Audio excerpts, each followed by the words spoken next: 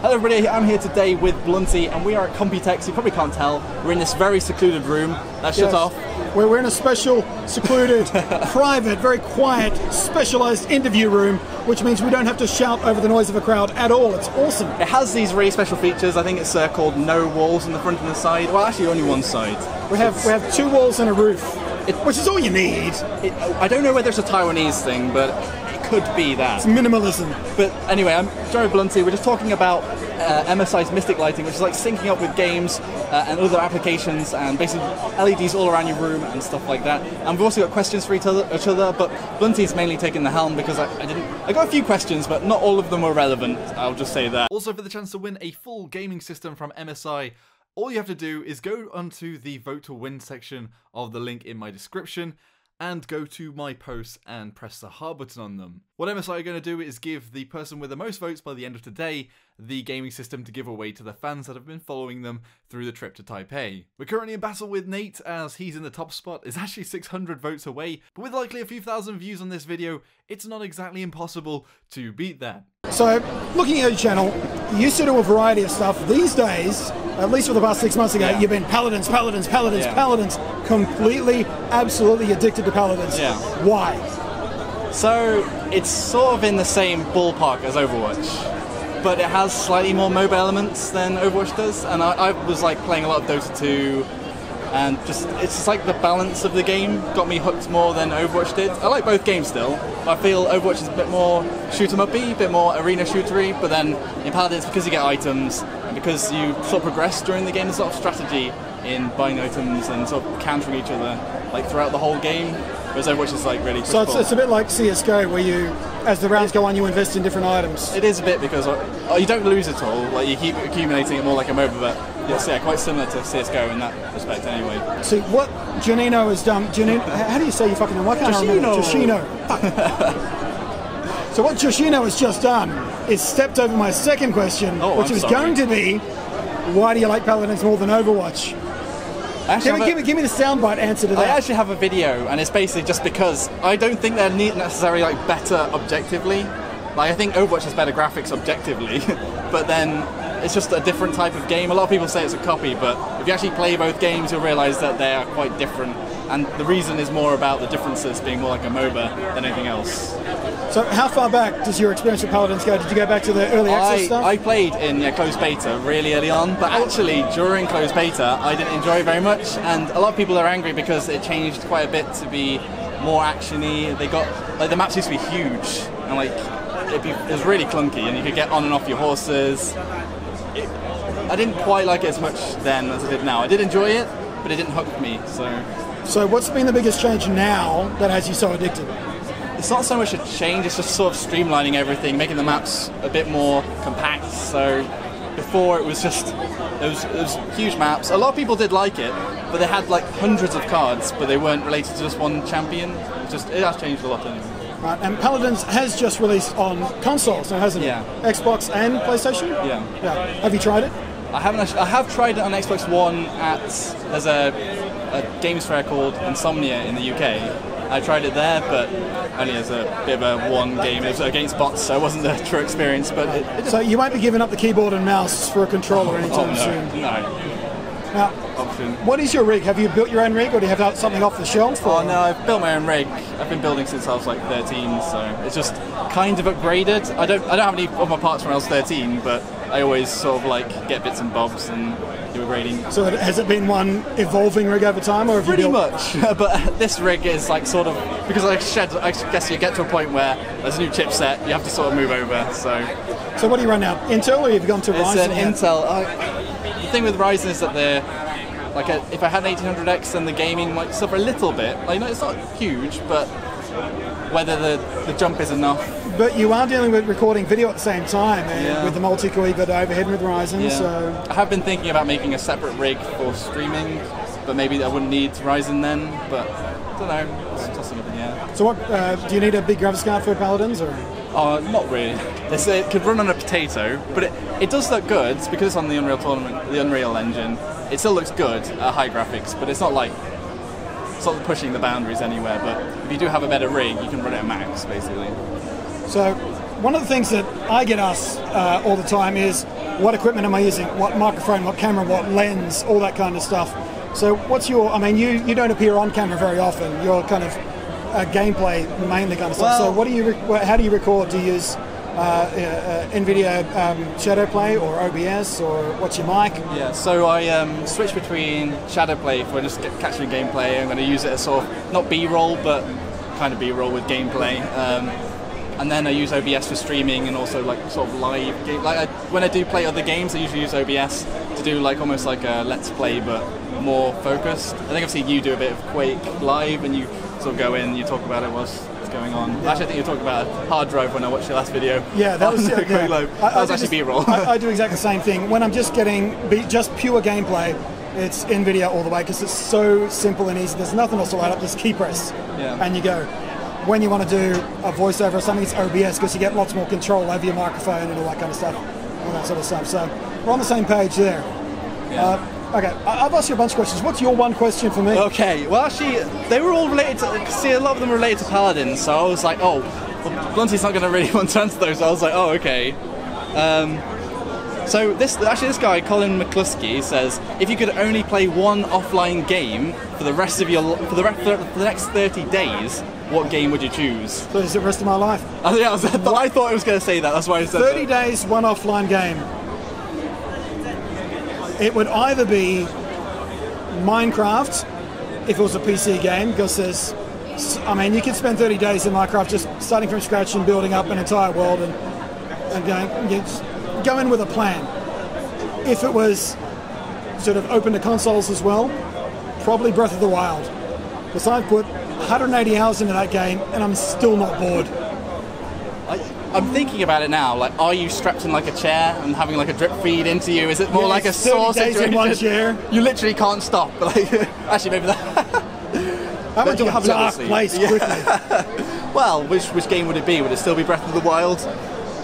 Yeah. I mean, very tilt controls. I don't know. I streamed almost all of my Breath of the Wild gameplay, and I would lose time. So I mean, I would forget to take a break for 4 hours at a time.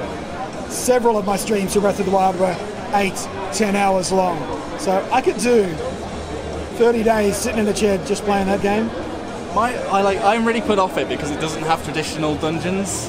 That's why as a Zelda fan, I'm sort of like, I don't know. So I was the opposite. I wasn't a Zelda fan. Yeah. And I went into it completely cold, not even finished a Zelda game in 20 years or whatever it's been, and I loved it to bits. So I'm betting right now there's people in the comment section screaming, just try it. Yeah, well, I mean, I know like almost everybody is like Breath of the Wild 9, 10 out of 10. It's amazing. It's amazing. So, both being YouTubers with various frustrations in the platform, if there was one thing you could change about YouTube, what would it be?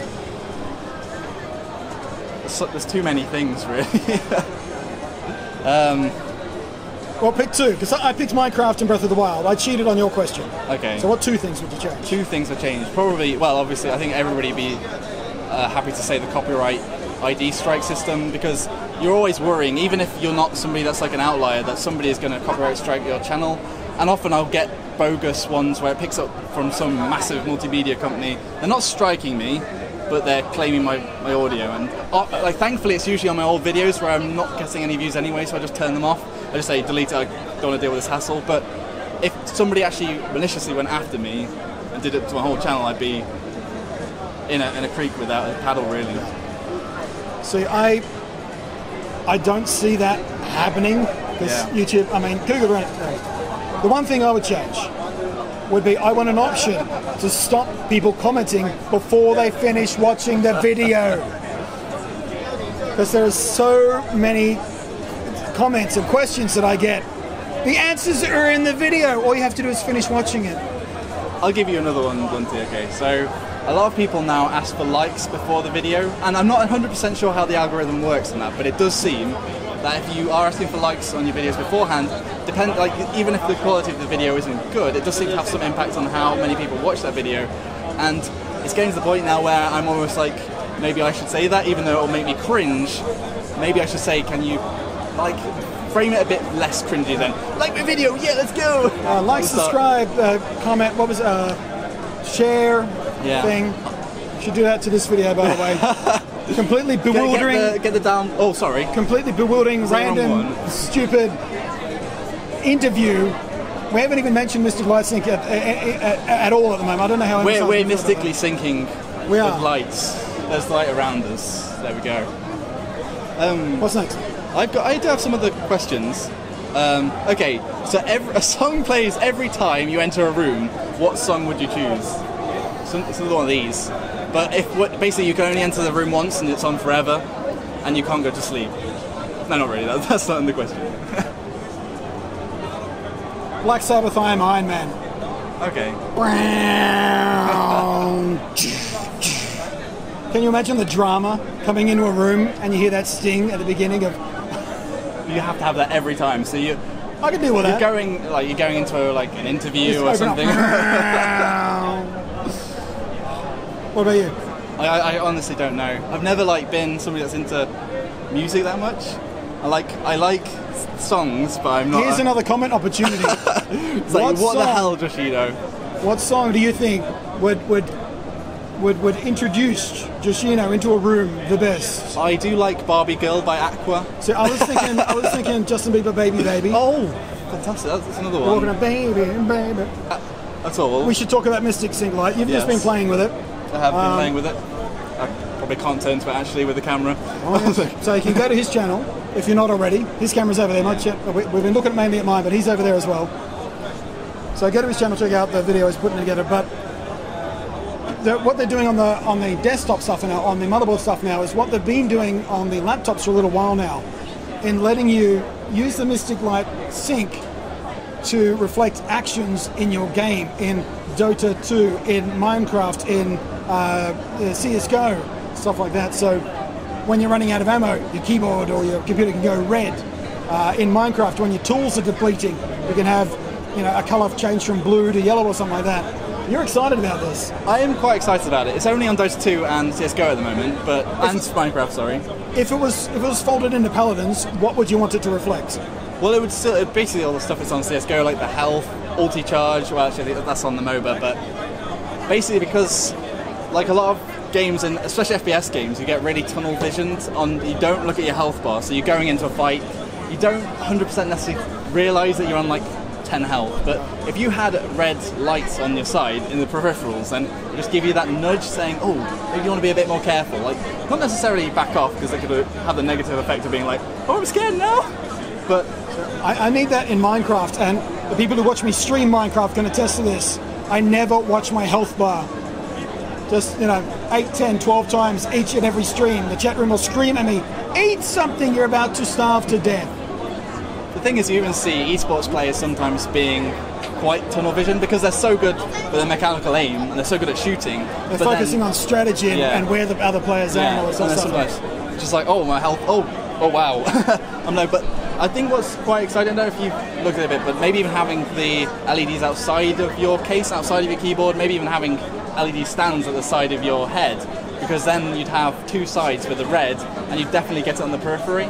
Or ring your monitor around with LED strips. That's another good idea. Well, probably a better idea actually. So. At least that's in the direction you're looking. Yeah. But, see, my computer sits behind me, so. You can even have sets. Well, I don't think there's enough plugs in the motherboard yet. I think there's just one socket for an external. I don't know how many you can. Well, they've got this entire booth rigged up with it. Yeah. You can't see it on this shot, but I do have a shot if I can show you. The lights above us on the roof here. Apparently, there's 50 meters of LED lights running off one motherboard here. So, Blunty, if there were any other games, or maybe in applications that you'd like to use this with, what other games, maybe in applications, would you think that this could be useful for at all? You know what I would like to do? Use it to reflect CPU activity when I'm streaming. That's a very good point. So I could have it rigged up directly to, say, OBS's CPU utilization, so I could see when OBS is sort of fighting for CPU usage versus my game. That'd be quite useful. Even temperatures as well, thinking about it.